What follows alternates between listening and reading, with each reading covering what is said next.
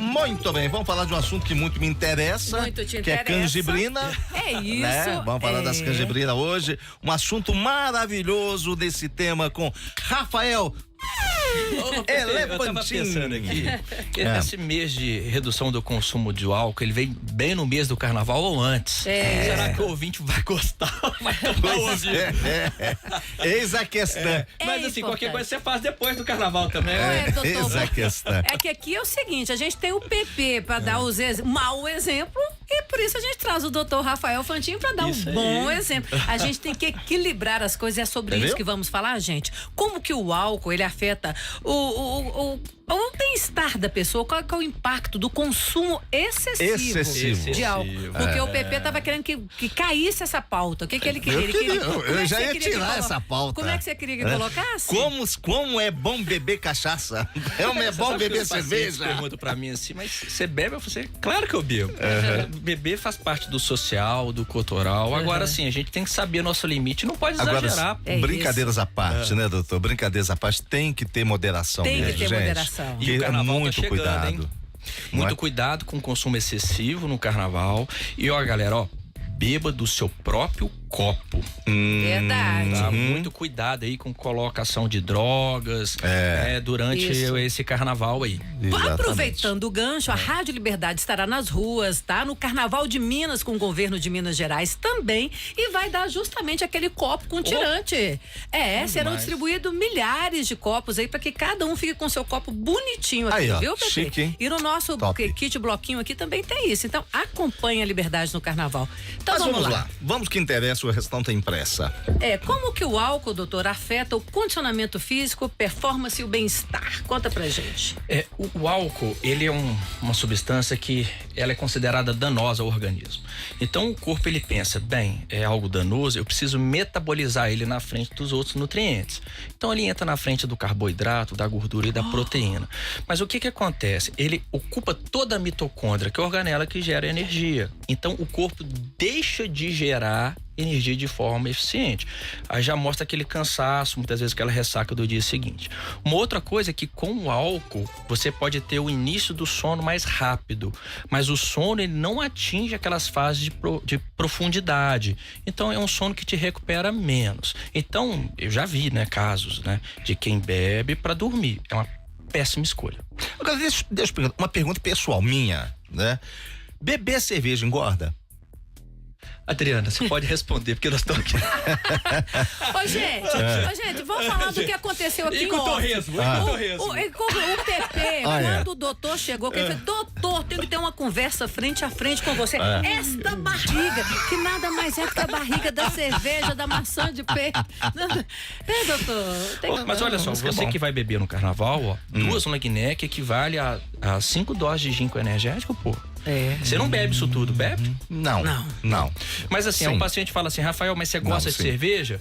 Gostei muito, mas hoje eu não bebo, porque quando eu bebo cerveja eu percebo os efeitos adversos dela a longo prazo. Eu sinto bem com cerveja, eu tenho tomado 1-0 carbo, sem açúcar, sem nada, parece sem levinha. Gosto.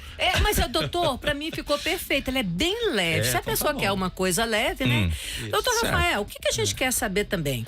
O consumo de álcool, ele é muito comum na nossa cultura, E qual que é a linha que existe aí entre o consumo social e o abusivo? Porque todo mundo, quando pergunta, fala assim, eu bebo socialmente. E aí? Adriana, quando eu falo assim, pensa num alcoólatra, o que vem na sua cabeça? Pessoa que bebe todo dia e bebe muito e não sabe parar. O cenário real, a pessoa que está consumindo muita bebida alcoólica é aquela pessoa que trabalha muito, está estressada, angustiada, e o álcool é a substância mais antiga do mundo que ativa o sistema GABA de relaxamento. Então as pessoas bebem hoje para tolerar o excesso de trabalho. Válvula de escape. A válvula de escape. Certo. Então, o que era social para poder ser recreativo com os amigos, hoje as pessoas bebem em casa para conseguir tolerar o trabalho. Agora, isso é péssimo, porque o álcool vai te deixar cansado no dia seguinte, você vai perder o seu rendimento, você vai ter que trabalhar mais. Então, é aquele ciclo negativo. Colando aí, então, para reduzir o consumo de álcool. Primeira coisa, Pepe, existe a dopamina, que é aquele neurotransmissor de ânimo, disposição, energia, tá? Bem, produzir ela é excelente, mas vamos produzir em momentos adequados. Então, de manhã cedo, principais reuniões, foco, no final da tarde, apertar parafuso, à noite, higiene do sono, fazer atividade física aeróbica, estimula isso tudo. E outra coisa, provavelmente tem um processo inflamatório, tem deficiências de nutrientes. O que a gente faz hoje? Corrige isso, te dá os nutrientes para o seu corpo produzir o sistema GABA. E o que a gente vê hoje? Eu vou tomar um Rivotril, vou tomar um Zolpidem, vou tomar uma droga para apagar. Verdade, doutor. E o sono também não é de tanta qualidade. Doutor, muito obrigado mesmo. Vamos continuar. Dr. Fantin. Isso, e no detalhe, Instagram você gente, pode...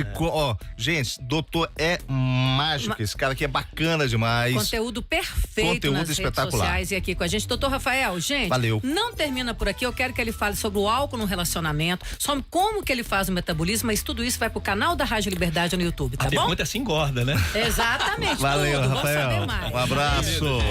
Então é isso, gente, como é bom receber Dr. Rafael aqui pra gente. E o PP, né, Dr. Rafael? A gente foi falar desse assunto, consumo excessivo de álcool, mas é como eu disse, a gente precisa do equilíbrio, e o equilíbrio pra gente entender, na verdade, o que o álcool faz no nosso organismo. Dr. Rafael, você falou um negócio muito legal. Quer dizer que o álcool, ele perde passagem, a gente come outras coisas ali. Eu queria que você explicasse. Você falou que ele vai na frente. Como é que é o negócio, doutor? Eu não sabia. O álcool é uma substância danosa para o sistema nervoso Certo. central. Então o corpo pensa, bem, eu vou economizar o metabolismo dos outros nutrientes e vou quebrar o álcool primeiro. E sabe o que é interessante? Ele vira e fala assim, gordura, você eu não vou metabolizar agora. Você vai para perto de mim que eu vou metabolizar depois. Barriga de chope. Barriga de chope. Aí, gente, aí é a barriga de chope. Aí, o que a barriga de chope tem também? O que ela tem conta? Falta de massa muscular. Porque o álcool estimula o catabolismo, ele inibe a via de hipertrofia muscular. Então atrapalha você ter mais músculos. Isso. Doutor Rafael, se a gente for pensar bem, a gente praticamente não beberia. Mas a gente está falando agora de um período, né? A gente está falando do carnaval, que não adianta. A gente vê realmente as pessoas bebem. Você já deu a dica do que beber, o que não beber. Mas, doutor, eu vou fazer uma pergunta aqui. Doutor Rafael, como que o consumo de álcool afeta o nosso metabolismo a curto, a médio, a longo prazo? Mas, na verdade, o que a gente quer saber é o seguinte: vem aí carnaval, vem aí o ano todo. Álcool engorda, doutor? É essa a pergunta, álcool engorda? Eu já dei o exemplo para vocês de um carro com óleo faltando, ou vencido, vela queimada, precisando de um reparo. Certo. O que o álcool faz? Ele leva à alteração da mitocôndria, né, que a gente conversou, que estimula a produção de energia. Então não produz energia direito. Além do mais, o álcool ele reduz a função intestinal e piora a flora intestinal. Então você absorve menos nutrientes. É a vela queimada. Né? E o que acontece? O corpo como um todo, então, ele desacelera a função metabólica, porque está inflamado, falta nutrientes. Então, Rafael, o álcool engorda? Engorda, claro. Ele reduz o metabolismo a médio e a longo prazo. Ou seja, o resultado não é assim, você comeu hoje, amanhã já amanhece gordo, não. Mas vai, né, praticando isso. Mas assim, quando você vai para um bar, principalmente cerveja, tá? Você come o quê? Ué, doutor, maçãzinha de peito, aí você já quer uma coisinha com gordura, coisa mais gorda, um joelhinho né? de porco, um pezinho de porco, um torresmo. E quando seu marido te leva para um jantar romântico, o que você faz? Não, aí você vai tomar um vinho, você vai comer um friozinho, um queijinho. Você vê que até a escolha alimentar é melhor. Então, assim, o próprio álcool que você bebe influencia o que você vai comer. E assim, é batata. Você tomou álcool, você vai consumir alimentos de mais alta caloria. E o pior, que a gente parece que perde a medida, né, doutor? Perde. Não. Tá liberado o doce. Tá liberado o doce. McDonald's, então, nossa senhora. Doutor, é tudo. A verdade, você falou a mais profunda verdade. A gente toma o álcool, aí você perde todos os parâmetros. Tudo pode. É doce. Vou te falar uma coisa, é uma perdição. Mas aqui eu quero uma coisa que você falou que eu achei importantíssimo. Antigamente tínhamos a visão de tudo isso que você falou, daquela pessoa que estava às vezes desempregada, daquela pessoa que não estava sentindo bem, que estava sozinha, essa pessoa ia lá e se tornava um alcoólatra, né? Aderia ao vício, né? Acabava caindo no vício. O doutor falou dos tempos modernos. Gente, a figura mudou. Pessoas que têm trabalho. Doutor, o que mudou na verdade sobre a pessoa que bebia antigamente e o que se bebe hoje, o que que essa vida moderna mudou no comportamento das pessoas em relação ao álcool? O que eu vejo hoje, Adriana? Eu sou médico, eu tenho todo o trabalho, eu de maneira alguma eu posso ser mal educado com os meus pacientes e também não vou ser com meus funcionários. Só que eu chego cansado no final do dia. E existe um elo fraco, que é o elo que está em casa. Então, por isso que você percebe que muitas vezes as brigas de casais, alteração de relacionamento. Porque a pessoa ela chega em casa estressada e ela quer descarregar. Aí ela descarrega num filho, ela descarrega numa esposa, aí o relacionamento começa a alterar. E o que eu já vi, tá? Isso foi relato no meu consultório. Paciente que fala, Rafael, deixa uma dosezinha de vodka dentro do meu closet, porque eu tomo um pouquinho para eu ficar relaxado para brincar com meu filho. Olha só, doutor. Então, o que eu orientei para ele? Não, vamos reduzir, né, a sua intensidade de trabalho, vamos fazer atividade física para ser natural, para ser saudável você brincar com a sua criança. Só que o que acontece também com esse consumo de álcool exagerado para tolerar a família? A pessoa erra a mão. E a pessoa errando a mão, o que acontece? Piora as discussões do relacionamento. Inclusive que muitas vezes o parceiro ou a parceira entra em atrito porque você está exagerando. Infelizmente a gente vê casos aí de violência, né? Principalmente contra a mulher.